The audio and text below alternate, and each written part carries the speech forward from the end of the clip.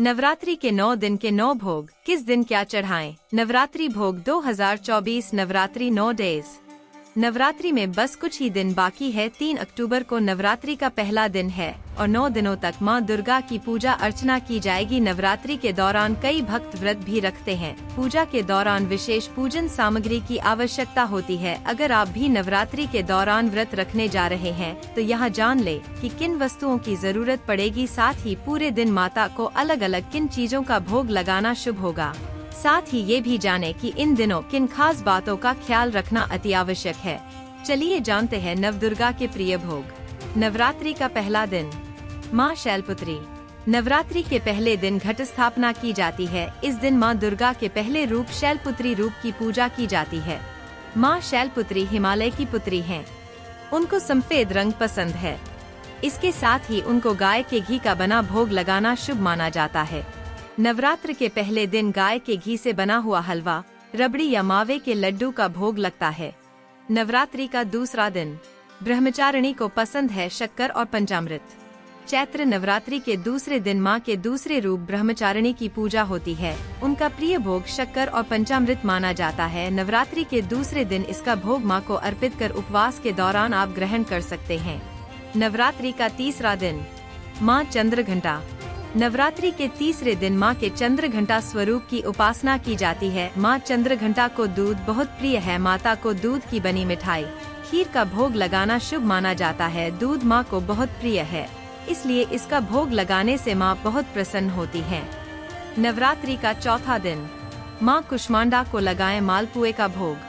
नवरात्रि के चौथे दिन मां कुष्मांडा की उपासना होती है। मां को मालपुए का भोग लगाया जाता है। मां को मालपुए बहुत पसंद होते हैं। मालपुए का प्रसाद सभी को बांटने के साथ खुद भी ग्रहण करें। नवरात्रि का पांचवा दिन, मां स्कंदमाता। मां दुर्गा के स्कंदमाता स्वरूप की नवरात्रि के 5वें दिन पूजा की जाती है। मां को फल पसंद होते हैं, जिसमें केले का भोग लगाया जाता है। तुरंत एनर्जी देने वाले फल को लेकर मान्यता है कि शारीरिक रोगों से मुक्ति मिलती है। नवरात्रि का छठवां दिन, मां कात्यायनी। मां कात्यायनी को देवी दुर्गा का छठा रूप माना जाता है। पुराणों के अनुसार माना जाता है कि ऋषि पुत्री होने के कारण मां को कात्यायनी नाम से जाना जाता है। मां को भोग लगाने के लिए मीठे पान, लौकी या शहद का उपयोग किया जाता है। नवरात्रि का सातवां दिन, मां कालरात्रि।